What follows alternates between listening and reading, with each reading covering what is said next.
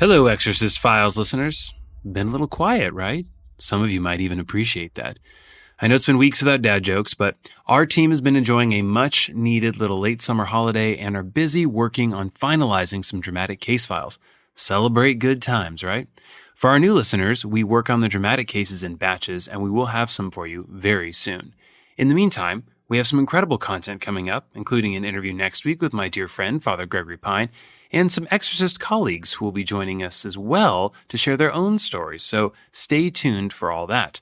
But while we're on this little break, we didn't want to leave you hanging, so we decided to open up the vault to share our first special Case Behind the Case episodes. Now, this came out about a year ago and is normally exclusive to the vault. These are special episodes where we go back and have Father share additional commentary that he didn't have time to include in the original episode. This one covers the first case, No Life Without Death, about Mark and Cheryl and her passion for taxonomy gone very, very awry. Now, if you're new to the show and have not heard this case file, go search No Life Without Death Parts 1 and 2. It's the very first episode we released several years ago, and listen so it doesn't spoil anything.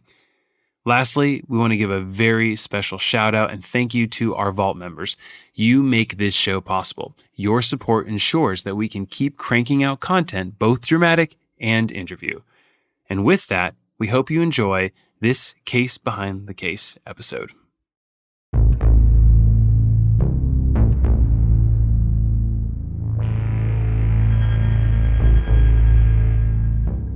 Hello, Exorcist Files subscribers. Welcome to our first Case Behind the Case. Have some patience with us as you, of course, we've made you practice for long enough.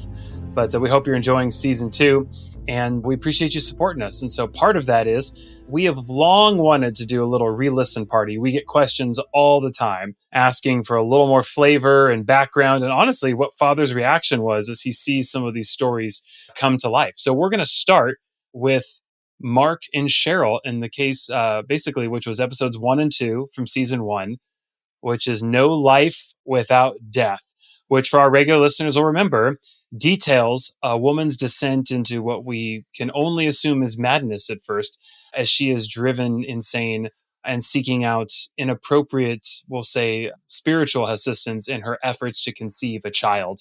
And as our listeners know, it goes wildly off the rails. And she finds herself collecting dead animals and bringing them home and putting them in a would-be nursery for a future kid, much to the chagrin of her husband. So this is the story of Mark and Cheryl. And so we have Father here who's going to help, but we're just going to listen to some of the scenes again and get his reaction to some of this. So right off the bat, Father, why did you want to include a case like this, which actually did not feature any actual exorcism in it? It was more just the story and buildup. Why did you want to kind of lead with this one? There were a number of different elements that I thought were important in this case. One of them was an exhibition of preternatural knowledge, whereby the demon who was inhabiting Cheryl knew that I was a priest, although Cheryl had never met me, and presumably the demon and myself had never met, or at least not formally. But there was a knowledge there of who I am and what I am.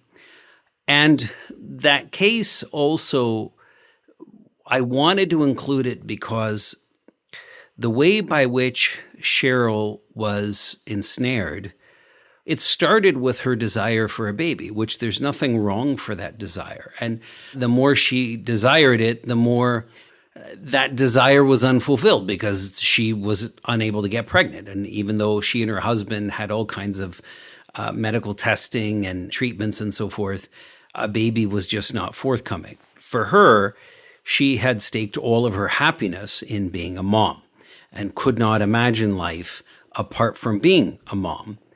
And so what started with an honest to goodness desire, in other words, there was nothing, she didn't practice anything, and she had no occultism in her past or anything like that. She was a person living a good life, but her story, her case illustrates how one can desire a good thing, a legitimate thing, to an excess such that it becomes a wound. And demons live in wounds. Wounds are the thing that they are attracted to. They are both their food source and their habitat. So Cheryl made herself vulnerable the more obsessive that she got with her desire to be a mom. Now, I want to play a clip here right now. And so we're going to roll a clip from episode 1. Here is a scene where Cheryl is actually in the opening, she's on all fours collecting bugs and putting them in a jar, almost talking like Smeagol from Lord of the Rings. And so we're going to play that. The world of evil is very much the mafia world. You don't just interact with the mafia and then get out whenever you want. You form a relationship with the mafia, now you're in. In the spiritual realm, you form a relationship with the devil, then the devil forms a relationship with you. And you don't get out simply because you want to get out. It just doesn't work like that. So it shall be. Your energy is needed. Sacred life force, fill me anew. So small, give me your life. What are you doing with all those bugs? And who are you, sweetie? My name's Tina. How old are you, Tina? 7 years old. Wow, you're a big kid. Nice to meet you, Tina. Are you collecting grasshoppers? You are an astute observer, Tina. I'm collecting grasshoppers and crickets, butterflies, beetles, all types, and I'm putting them all in here. You see? I need them for something very, very special. That's a lot of bugs. Yes, it is, but I need more. Lots more. Say, would you like to help me? Yes. Well, come on then. Okay. You have to be very slow and patient. Just watch. Eventually you'll see one. There's one. What's that one? Ooh, that's a stink bug. Careful with those. They're very stinky. Oh, you got it? Quickly now. Did you get it? Got it. Ew, it's gross. Great job. Now drop it in the jar just like that. Good. Excellent work, Tina. So what's going to happen to the bugs? They are now in service of a greater good, Tina. All of them will eventually die in this jar. You want them to die? No, of course not, but they are dying for us, Tina. It's their destiny. But why do you let them die? They're giving me their life so I can create a new one. You're making new bugs? No, I'm making a new life. Life like you and me, Tina. That's funny. Tina! Yes, to some it is. Tina! Hey, Mom. What did I say about running off like that? You need to stay where I can see you. Remember, I told you not to leave the playground area without asking But me. I saw this lady crawling on the ground, and I asked her what was she doing. I'm so sorry. Is my daughter bothering you? No, not at all. She's quite the little helper. Great energy. We're collecting bugs so they can help her make new people. She's making a person out of the bugs. Tina, please come here. Time to go. Oh, Mom, Right now. That's really not necessary. Your daughter's helping me with something very, very special. All right, let's go. Children are such a blessing, aren't they? Have a nice day, ma'am. Lurking coward. Beg your pardon? You're not worthy to have a child. What the hell is wrong Rotten with excuse of a mother. How dare you The talk to blessing me of like life that? is squandered on such a feeble mind. You're demented, lady. Wretched energy parasite. Guard that one closely while you still can, for your You time stay the will hell come. away from my daughter. You All hear your me? times will come. It's okay, The honey, don't maggots cry. that That woman feast is on just your flesh will have more significance confused. than you. She's sick. You fail your daughter as Cain Very, failed. very sick. Death comes for you, foul creature. I will absorb your death.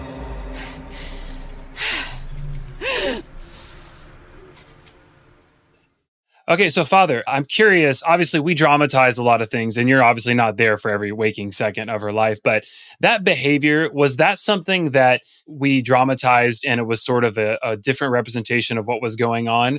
Or had you, in your time knowing her, had she actually gotten to a place where she was exhibiting that level of strange behavior where it would almost come over her as she was collecting these insects and bugs and ultimately the dead squirrel, which was the real kicker? Sure. Yeah, so I have to rely on the testimony of her husband and Cheryl's own testimony when she would go on these forays where she would collect these dead insects, dead animals. You know, for the podcast, we made it much more verbal than I think it occurred in life. We've got to portray a scene audibly that is largely only visual. Absolutely. It was a visual thing, and we've got to find a way to engage a listener. And so what we did, we added more dialogue, much more dialogue than what occurred in her case. But the obsession is there, that 100% focus on getting these dead insects. In other words, there was an absolute committal to the belief that the souls, quote unquote, of these dead insects were hovering around the bodies. Those souls could be directed to help manufacture a new life, to help with the bringing about of a human baby.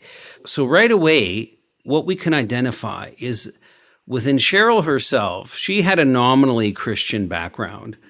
Even if she wasn't a very committed Christian, she had a general Christian worldview simply because of the culture in which she grew up, right? Simply because of the family that she had, the town she lived in, within the state that she resided, and so forth, within the nation of the United States.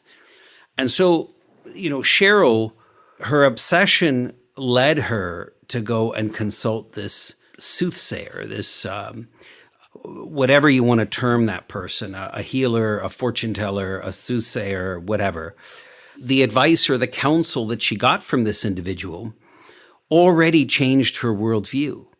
She was so hopeless and destitute that rather than turning to God, when this scoundrel offered her a worldview of, life all comes from one source.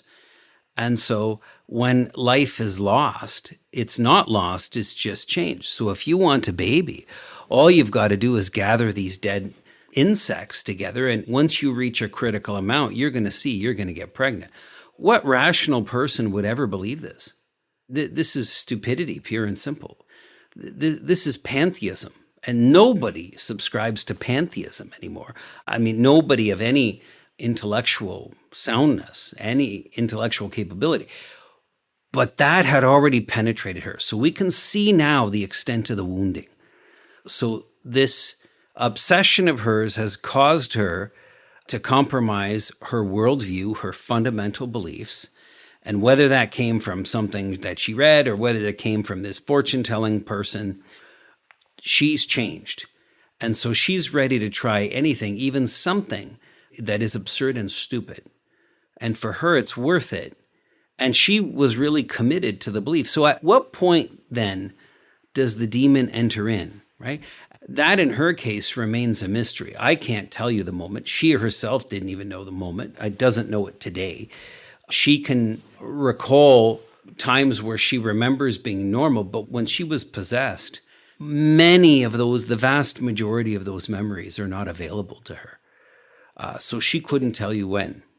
Do you think it's because we noticed one, and I'm curious if this was, part of because obviously, as we remind listeners frequently that, this is a very sensitive subject and we do, we're not just changing details for your entertainment.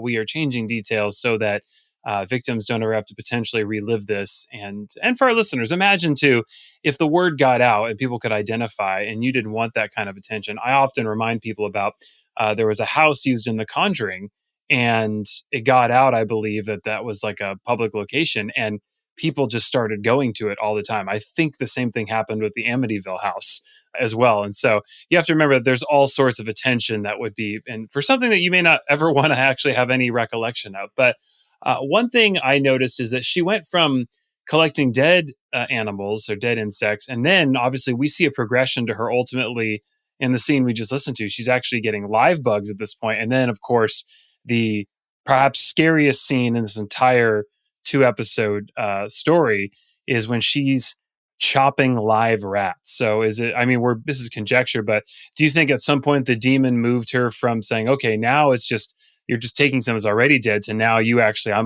you're so warped in these phases that you can actually take life now in justification of creating a new one? Yeah, well, I don't think it's possible that they did, but I don't think they even need to because it becomes a natural progression. Well, if it works when you collect a dead animal, well, why not get a live one and then you can kill them in the comfort of your own home? So when she malleted these rats in the kitchen, what she was doing was Well, she just thought, gosh, this is a good way for me to have a controlled presence of their souls in my home. So she found it was way less work to go to the pet shop and just buy a bag of rats and then do them in the kitchen with the meat tenderizer and, on top of the cutting board. And, she And can you got dinner too, right? At that point? still have dinner ready at the same time. That's right. So, and again, it just shows the perversion gets worse. The warping over time becomes more warped, and things are more off-centered, more off-kiltered.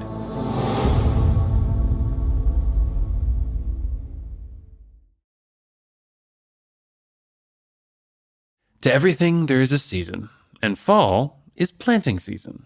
Did you know that many plants and trees actually do better when planted this time of year? But you have to know where to start. And may we point you towards fastgrowingtrees.com. Doesn't matter if you live in the sunny south or if the air is getting chilly where you are, their plant experts can help you find the perfect fit for your space. So, they're awesome. They have all types of plants, and whether you have a yard, no yard, some yard, they got fruit trees, privacy trees, flowering trees, shrubs, so much more. And it really makes it easy to get your dream yard. You just order online and get your plants delivered directly to your door in just a few days. You don't ever have to leave home. And they all come with an Alive and Thrive guarantee, which ensures your plants arrive happy and healthy. What is a happy plant? Well, I'm not sure, but I definitely want a happy plant. That is for sure. And all their plants and trees are grown locally in the U.S., ensuring they will thrive in your yard. Now, I'm a huge nature person. I love plants, trees. I love what it does for my mental state, and I just think one of the great downsides of our current way of life is we don't get to be near enough trees and plants. I grew up watching Fern Gully, so yeah, I love trees.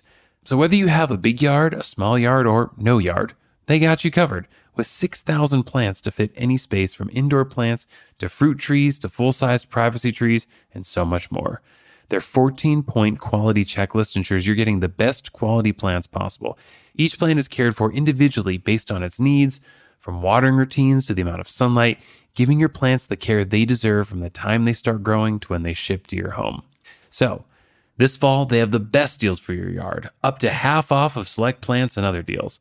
And listeners to our show get 15% off their first purchase when using the code XFiles at checkout. That's 15% off at fastgrowingtrees.com using the code EXFiles at checkout. Now's the perfect time to plant. Use our code XFiles to save today. Offer is valid for a limited time. Terms and conditions may apply. Check out the link below or in the show notes and support the show.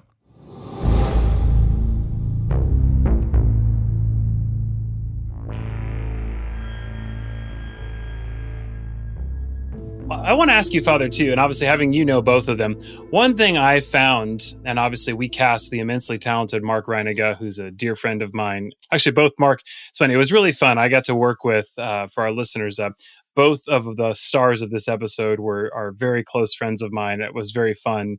Also, I've shared this story a little bit, but Father, I don't know if you remember that when we recorded this episode, it was done in a house in Burbank at 10 p.m. at night to reenact some of these scenes because that's when they were available. So a quiet residential neighborhood was suddenly the piece interrupted with a frenetic screaming of "there is no life without death" of a woman running outside the door and chasing Mark out the house from the famous scene. So sorry once again to the residents of Burbank. A lot of lights came on down the street. That was the most scared I've ever been producing this. But one thing I noticed, and I'm curious, is Mark seemed to put up with a lot. I was thinking that if you saw your wife take a dead squirrel, like the roadkill scene was kind of when I'm like, all right, the bugs. At that point, I'm still thinking this is weird. But did you find Mark to be exceptionally patient? Because my money, when you bring roadkill in the house, at that point, it's time to see a professional. Were you ever shocked at Mark's patience? Or is that just hey, when you love someone, for better, for worse, and worse includes bringing roadkill in the house? Mark was extraordinarily patient. He really, really loved his wife.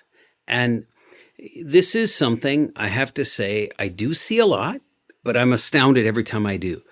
The fact that there's a partner here, so whoever the victim is, whether the victim is a husband or is the wife, more often than not, the partner is 1000% devoted. And it's a marvel because I look at it and I think, gosh, those marriages had to be strong marriages, because if they weren't strong, you would just jump ship. You would just think, this is just not worth it to me. And, to have a partner that is possessed, and that possession manifests itself in the house, and it's going to manifest itself in a way that's utterly creepy. And you're sleeping right next to your partner who has at least one other spirit inside him or her. That's a very unpleasant thought. But Mark was consummately patient, really devoted to his wife, was willing to put up with a whole lot in order to help her. And if it weren't for that, it would have been tragically much more difficult. But Cheryl, bottom line, felt loved by her husband and felt secure in their relationship. So that sense of safety that she obtained from that stable relationship was exactly what she needed to ground her in order to be able to break free of the demon. Oh, that's beautiful. Well, let's roll a scene here, and you can see some of Mark's patience here. So this is a scene where I believe they're having dinner. Here's a scene I think that shows a nice dynamic of their marriage. How's your day? Good. Productive, actually. How was yours? It's good. It's good. Can you pass the salt? Thanks. Okay, look, I can't keep dancing around this, babe. Why do we have jars of dead insects in our house? They will help me get pregnant. You lost me. Well, when living creatures die, their energy, their life force, if you will, it hangs around their bodies looking for a place to form new life. Death releases life energy. I'm harnessing that energy to increase my fertility. It's actually pretty simple. Okay. Cheryl? Just gotta ask, do you actually believe that? I'm not 100% sold.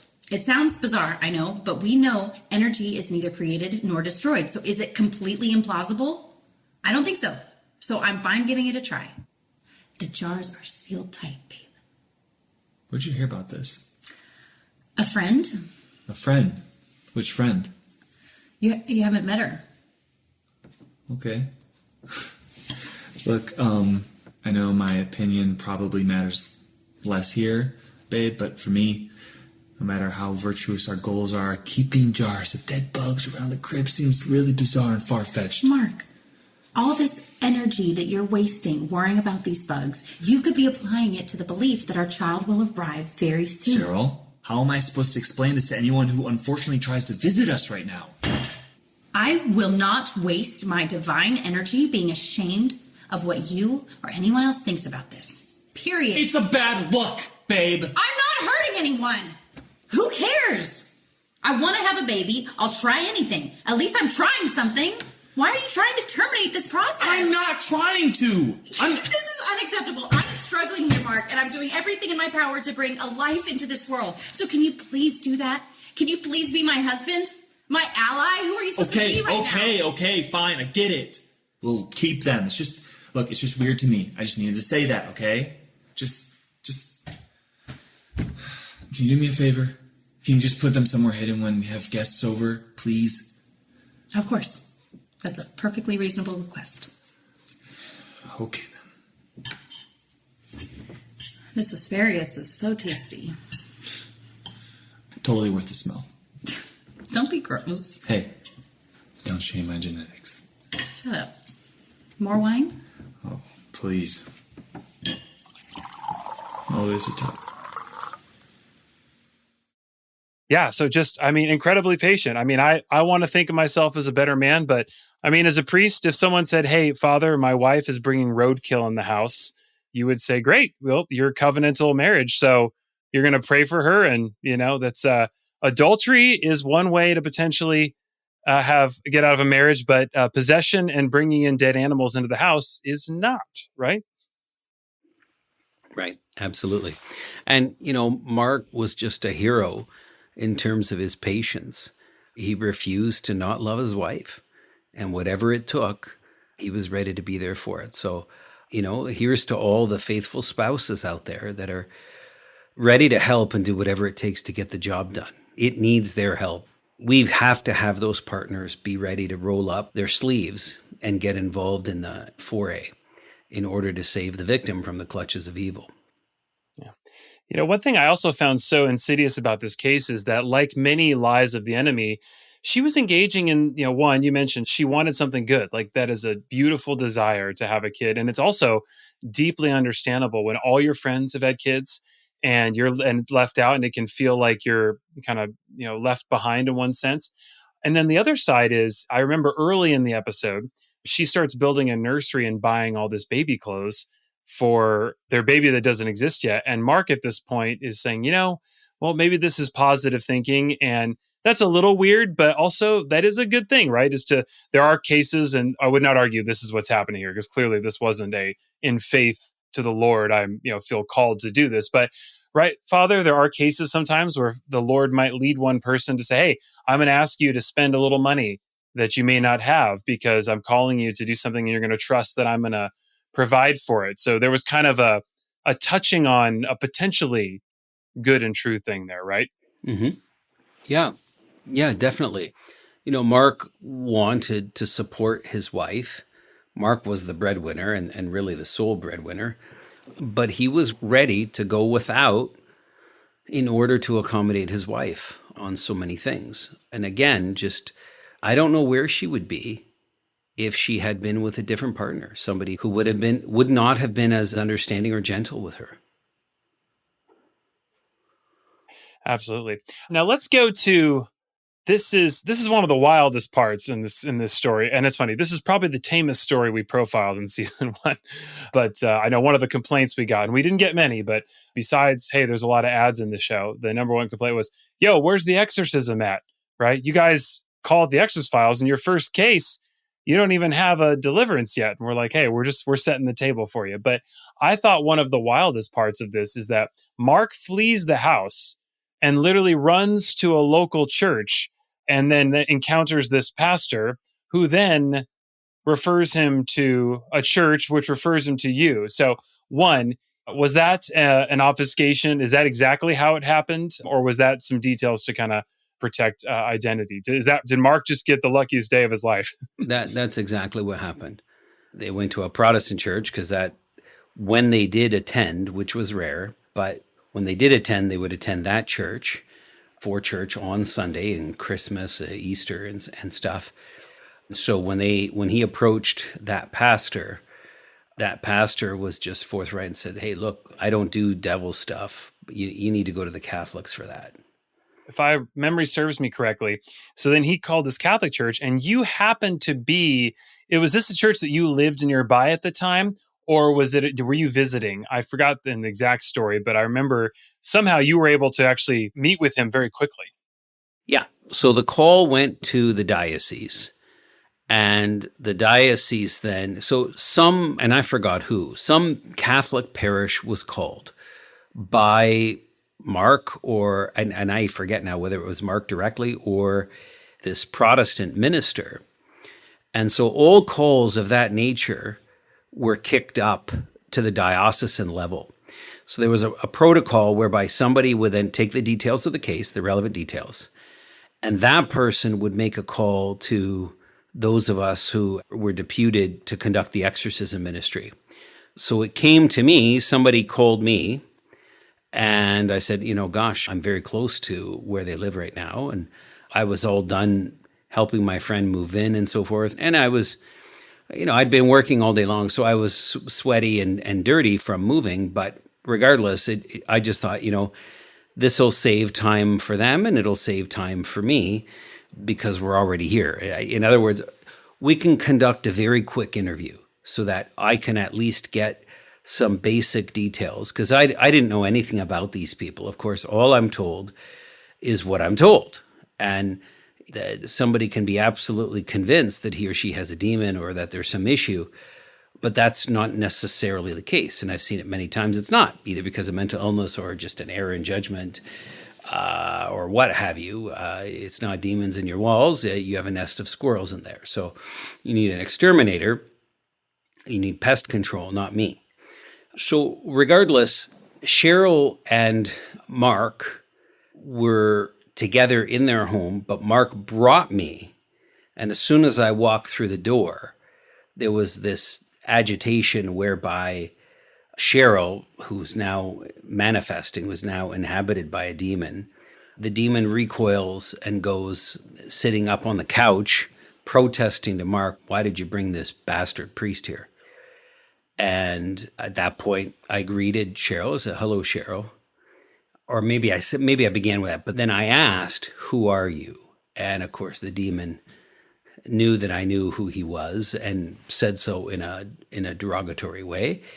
And so I had never met Cheryl. Cheryl had never met me. I had no public profile in those days.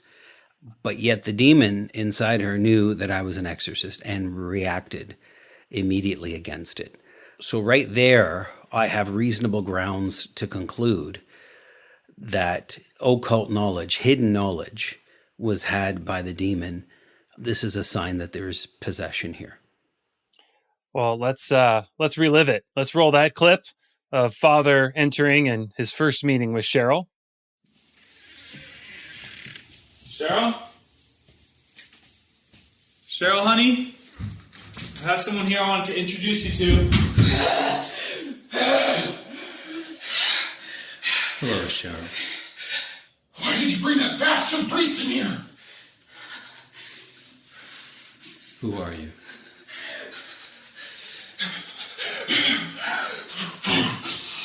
You know who the fuck I am. Yeah, just chilling. I mean, it's were you scared at all, Father, when you or is this sort of like, because actually two parts. Were you scared? And secondly, like you also were, this is not characteristic for you to necessarily quickly, you've often talked about defending your schedule and how this must have been just a matter of convenience due to the circumstances, right? It was totally a matter of convenience because it would be less work for me. It would be easier for me to just conduct an initial interview rather than drag everybody over to my office. And then I could give that time, that slot time, to someone else. Let's just get the job done. And at least I just want to meet the relevant people here. I just want to meet Cheryl and just get a flavor for what is happening. So I didn't need to be as protective of my schedule. Or another way to look at it, I was being very protective of my schedule. I thought, this is easy to do now, so let's do it now. And this will help my scheduling. Was I scared? No. I think what the Lord has given me the gift of faith to such an extent that I don't recall ever being afraid of the devil. When I am engaged in him, I just have a profound sense of duty. I have a profound desire and enthusiasm to get the job done. And I have at the same time the sensation I intuit, I feel indignant. There's a righteous anger that comes through me. And I direct that towards the demon. So he can do tricks and make threats and use language that is scandalous, but it doesn't affect my sense of comfort or peace.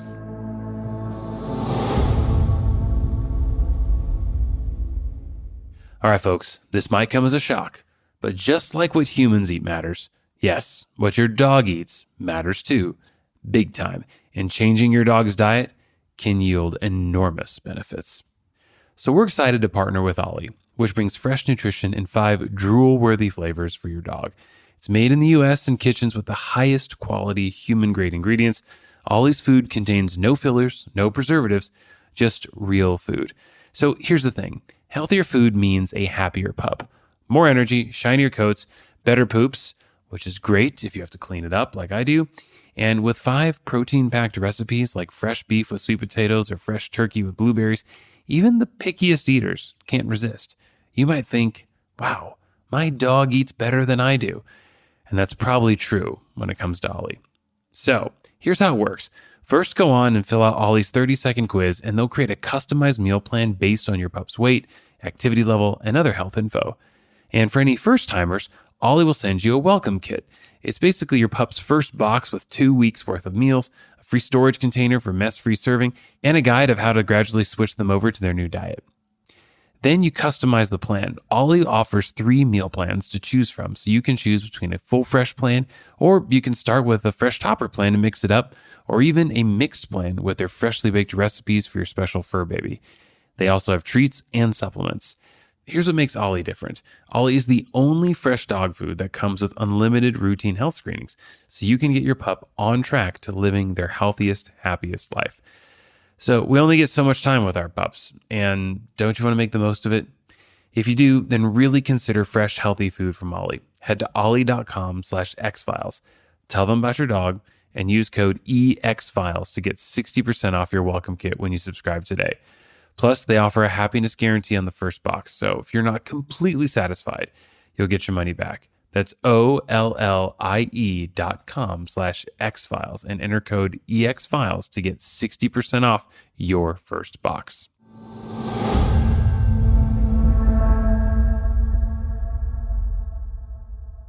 We olive because he olived us first. Okay, that was a terrible pun, but don't let that distract you from an incredible olive oil from Graza. So I cook for my friends a lot, and Graza is the oil I use to try and impress them. It's delicious, easy to use extra virgin olive oil at an affordable everyday price.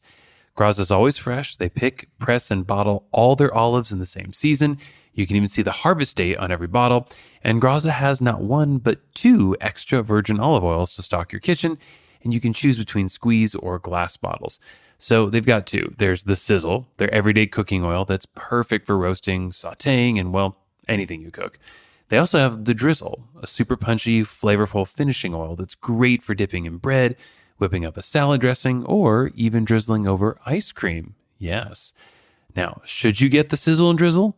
For shizzle.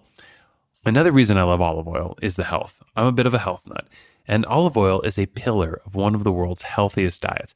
And that's because olive oil is great for you. There's been a ton of research into the benefits for brain and heart health and its unique nutrient properties that the human body really appreciates. So here's what you get when you buy Graza with our code. You'll get 10% off your first order of any olive oil on their site. But I wholeheartedly recommend the Graza Duo. You'll receive 2 bottles of extra virgin olive oil, Sizzle for cooking and Drizzle for finishing with an extra kick of bold flavor. So head to graza.co and use code XFiles, that's EXFiles, to get 10% off and get cooking your next chef quality meal. That's graza.co and code EXFiles. Remember, folks, with great olive oil comes great cooking responsibility.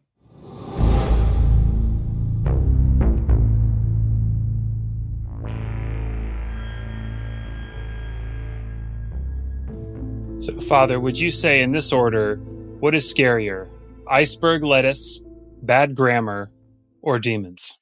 Oh, they're all horrible. Every last one of them.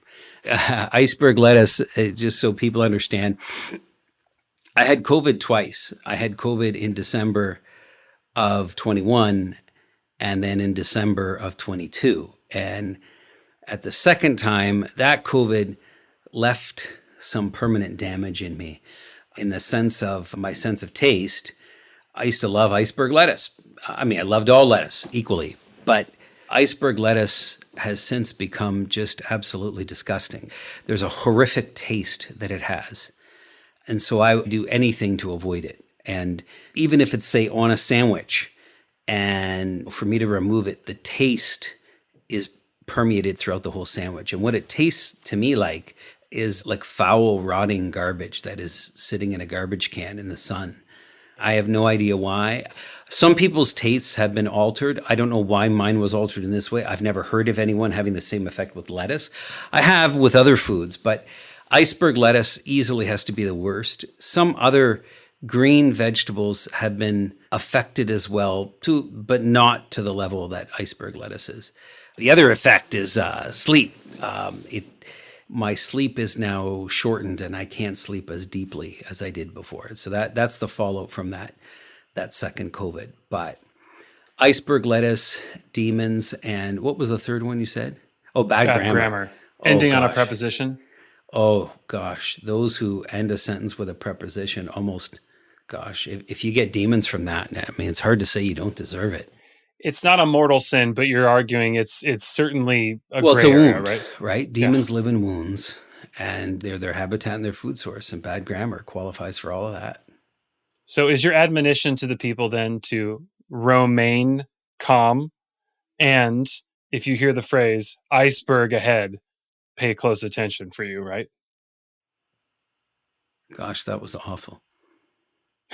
All right, let's get to a better note here. So, obviously, this story, we don't end with a formal exorcism. We save that for the following. So, we'll hope you'll join us for the next case behind the case. But all's well that ends well. Cheryl is delivered ultimately, and we report does have a baby. Could you walk us through a little bit? Did you ultimately perform an exorcism?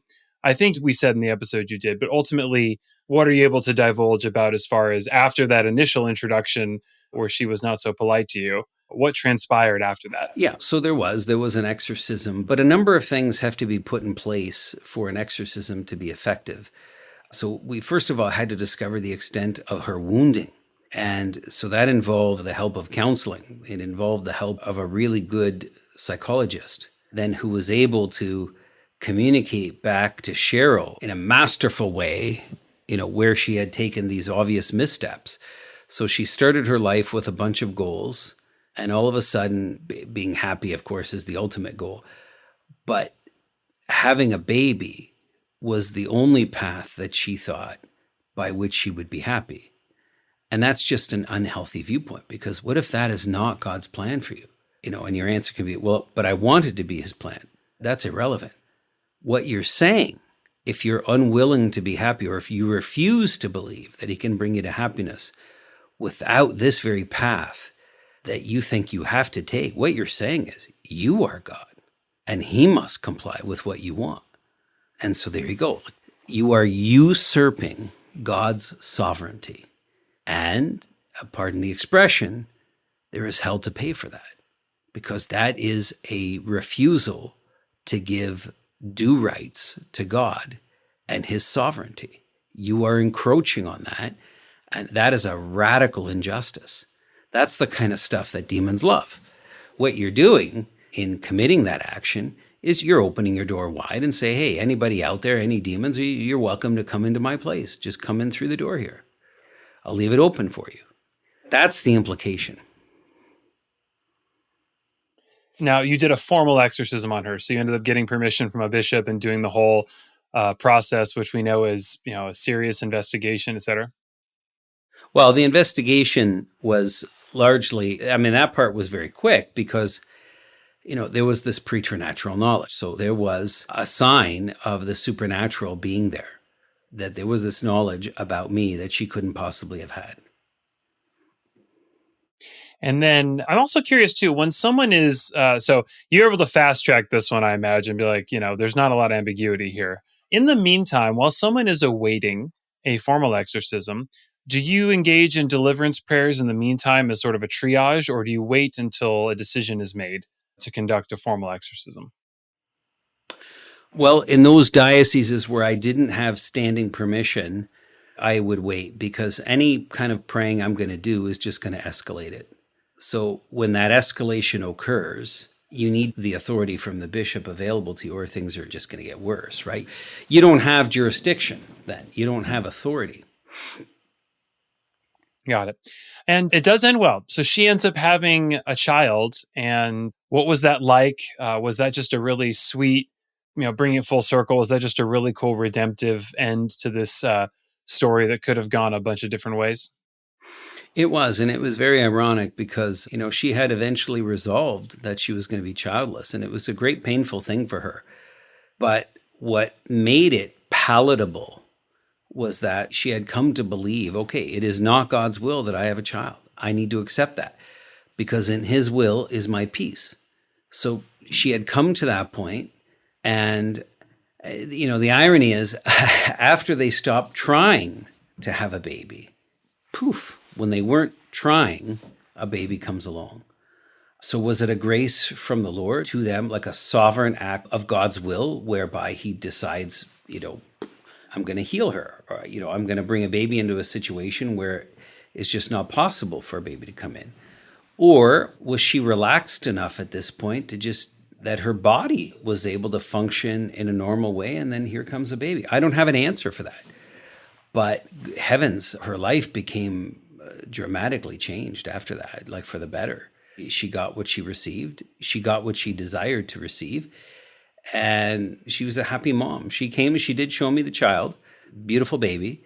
I haven't kept touch with them, at least not in a regular way. They no longer even live in the state where I ministered to them, and it's fine. And you can't keep in touch with everyone. So my job was done. It was over.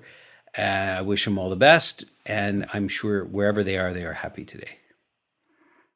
And the good news is that the silver linings of this case is the neighbors got to give up their pest control, right? Because Cheryl had kind of taken care of any local infestation problems, right? Yeah. That's why we do it, folks, is fathers' inability to recognize my amazing jokes in the moment. So we just got to bask in that, etc. I am curious, before we let you go on this one, Father, was the demonic permission in this one, was it the moment she sought out the psychic, or was there an entry point? Was there an idolatry? Because I could see two potential avenues here, at least. Like the more obvious one being when you seek out a psychic, but the first one being, can we have obsessions with wanting something to a point where it does become idolatrous, and that can open up doors? Yeah. And I guess the short answer to that is I don't know. I think it was the moment that she went to the sorcerer, to the fortune teller, healer, whatever you want to call that person. The demon was absolutely present after that. Was he already present at some level prior to that? Well, possibly. It became evident for sure afterwards. Was it there before? Possibly. There's just no way for me to parse that. But certainly it wouldn't surprise me if he was, because whenever he gets a foot in the door, he's going to keep working that, and widen it, get more of his body in the door, get more rights, and to have more unfettered access to the person. Well, and Father, did you catch the Easter egg that we put in with the new season opener? The opening scene with the witch doctor makes a pact with William and says, there's no life without death. All life has a cost. And so we tied it back to episode 1, when that was the line that Cheryl was screaming. Yep. So little Easter egg for our listeners out there. Yep, I definitely caught it, and that was well done. It was clever. Oh, good. Well, folks, thank you for listening to our first case behind the case. And we do want to make abundantly clear, as we always do, that Father is in no way suggesting that bad grammar is opening you up to demons. It's just opening you up to criticism. Yes, it does. Just bad perception. So, well, that's and so anyways, that was the end of Father's ordination when he was kicked out for Grammargate. But folks, thanks so much for listening, and we so appreciate you supporting us in this ministry. And so just thank you so much, and we will be back next time as we dig into Jeremy's case and go the case behind the case. So long, folks.